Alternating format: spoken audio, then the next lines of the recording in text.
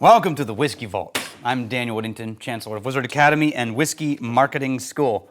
Now, here's the thing. We're going to talk about brainstorming and just sort of an overview, because I've been doing a lot of this sort of brainstorming solutions and situations with campus and work, and I've realized some very real flaws that I have, and also some lessons that I remember that our instructors teach at Wizard Academy. I thought I'd share it with you. Being very aware of your flaws is always a fun time, always a fun moment. One of the biggest conflicts I get in the workplace, and conflicts is like, not like fights, but like one of the hardest, like we're not getting through this smoothly, is when it comes time to start brainstorming or scheming or coming up with ideas and solutions. And that is because I operate on brainstorming in a very specific way, and I'm not alone in this, but I think in general it is unhelpful for the process of brainstorming. This is something I learned from Mark Fox originally, who wrote Da Vinci and the 40 Answers, which is a book that is based out of Wizard Academy and Mark's brain. And then he built a class on it called Da Vinci and the 40 Answers that we teach here at Wizard Academy typically once a year. And the next one's in the fall.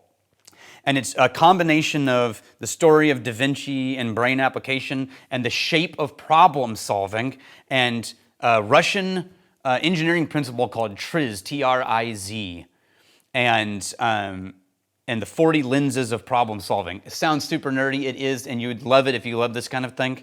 But Mark also talks about the act of brainstorming. Mark was the youngest chief engineer on the NASA Space Shuttle program. Now a few decades ago. And he talked about when he works with businesses or when he was working in those teams, the art of brainstorming is this very delicate art, because what you often find is you get a group together and you get a leader in the room and someone goes, all right, guys, we need to problem solve. We need to come up with ideas. And someone says, well, what about this? And the leader's like, nah, that won't work. And someone goes, what about this? And they're like, well, maybe. And what about this? That's brilliant. And it's this huge mistake that you just made as a leader, which was you just started shutting down creativity, and then you highlighted one person's good idea and embarrassed the other people who were willing to speak up. Oh, I didn't have a good idea. And you just absolutely kill the brainstorming atmosphere at that point. And so Mark always says you need to break up brainstorming into phases. Phase one is like that stupid poster, there are no stupid questions, right? Which is a dumb sentence. There are plenty of stupid questions. But in brainstorming, you need to just not put any guide rails about whether something's too extreme or too ridiculous or too absurd or maybe even too crude when it comes to humor or out of bounds, like inappropriate or like there's just no financial way we could pull that off. You just remove any type of constraints and just your only job as the collector of information in a brainstorming session in phase one is to write things down. Did I get this right? Did I get this right? Is this what you mean? Is this what you mean? Is this what you mean? Until you have a whole wall of ideas and everyone is exhausted from the ideas. And Mark says sometimes he'll put his, like, just for visuals, he'll make the leader put duct tape over their mouth because they're not allowed to make any verbal, like, oh yeah. Anytime, as soon as you start rewarding, then it just kills the whole vibe. So it's just, no one offer any judgment. It's just throw ideas out. There are polls, and I'm going to talk about this in a second. When my favorite band and some of my closest friends on the planet, one of my favorite creativity things that we used to do naturally, and I did this really well in music, I do it very badly in business, was when we were stuck trying to create in a song, we just would try anything. And the rule was you don't get to offer an opinion on whether or not it works. You just have to count it off and try it. And so someone would say, what if we change the bass line to this kind of groove? And no one was allowed to go, no, that won't work. You're only allowed to go 1, 2, 3, and then play it and try it. And then when you stop, everyone looks at each other and goes, did that work? And it created this really magically freeing creative space as artists because it was always safe to throw out stupid, crazy ideas, because the next thing you do is you're just going to try it, and you either end up immediately going no, or immediately laughing, or immediately going, holy that worked. And here's what almost always happened. What usually happened was that crazy idea wasn't the idea. but it sparked something in somebody else as a reaction, and that something else became the core idea that fixed the whole song. And that was very powerful. Now, I'm going to follow it with some of how I tend to do these things and then some recommendations. But first, let's drink Heaven Hill Bottled in Bond 7-year. Now, there was the 6-year Bottled in Bond they released for a while, and it became a crowd favorite for all the Heaven Hill people. And then they announced they were discontinuing it, to much chagrin. And then in 2019, I think it was, or 2020, they started releasing the 7-year Bottled in Bond. We reviewed some versions of old versions of this stuff, but this one I just thought belonged back on the forefront of new content. This is the Heaven Hill 78 corn, 12 barley, 10 rye. One of the things I love about drinking the bigger brand whiskeys is they just consistently execute high quality center home plate pitches, right? Just right over, no weird spins, no weird curveballs, just sometimes that's what you want. Sometimes you just want a right down home plate, classic 7-year-old Kentucky bourbon. And Heaven Hill's high corn bourbon, really one of them. And I love high corn, high barley bourbons a lot. They have a really great place in my heart. High rye bourbons, I'm iffy on. I love Wild Turkey, but often when there's more barley and more corn, that's when it tends to be the kind of bourbon that I am attracted to. This one is malty sweet and candy corn, a little bit of grain, a little bit of Sweeties candy. That's like almost chalky, but not truly chalky. There's a round caramel to the sweetness, like caramelized sugars, but it's really just kind of soft and approachable. It's got a round shape to it.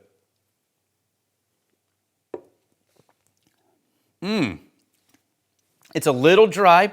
It starts big, full, sweet, round, and then halfway through the palate, it sort of washes out and widens and becomes kind of dry and a little bit tannic. That's probably that 7-year-old bourbon. That oak sort of pushes forward a little bit. But it's just a really great, high-quality bourbon. It's at 100 proof. Oh! Now in the second sip, the cherry cracked through. That's really nice. I'm going to add a little water, and then we'll see. All right, so here's something that I do, and if you do, this is just to help you out. If you don't, then good on you. I have noticed that when I'm not doing this well, I'll just respond no to like, hey, what do we do here? And I'll respond, no, that won't work. No, that won't work. But there's another thing I do that's somehow people find even more frustrating. Because if I fundamentally think that it won't work, I don't want to bother any time in considering it, and that's a bad way to brainstorm. But there's another thing I do that I don't realize is bad communication, and I think I'm contributing and helping. And that is I will start trying to point out, not just saying no, but saying, here's where that breaks. And what I'm bad at communicating, except for the people who love me, I've had this talk and now they start to see it and they'll call me on it and then I'll backtrack a little bit and we'll try to get better. If you said, I think we should do this thing, and my next response isn't no, my next response is, yeah, but if we do that, then this thing will happen that we don't want to happen. My brain has already accepted your idea as a potentially functional idea. And I've immediately switched from no to that could work, where does it break? And then I start trying to figure out where your idea breaks because I want it to work. So I'm trying to figure out where it breaks so that we can address where it breaks and maybe use your idea.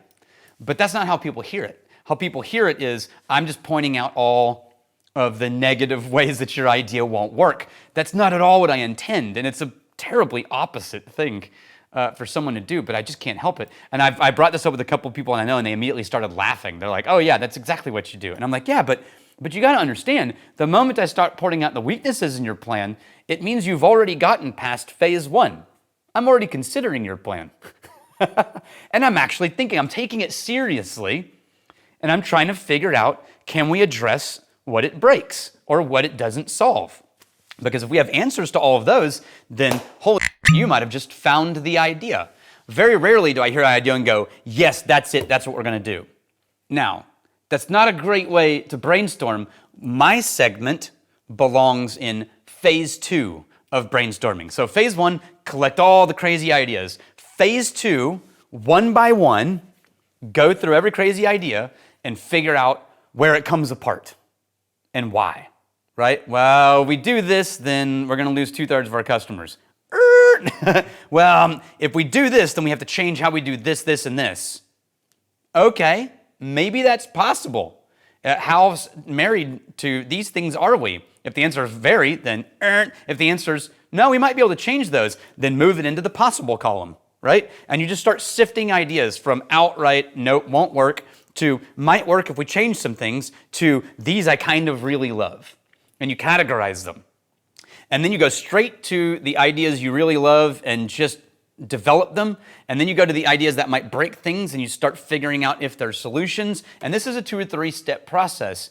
I am really best because I'm an implementation operations brain. I am really best in phase 2.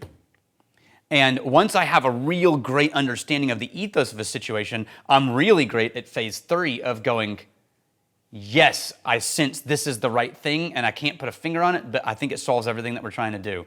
I'm really, really bad at the first step, that not being critical during the brainstorming process. So if you are a leader, then remember to keep your mouth shut in phase 1. If you're trying to brainstorm, remember that there are 3 phases. Phase 1, don't be critical, don't have judgments. Phase 2, categorize into impossible, maybe, and awesome, or a really great idea.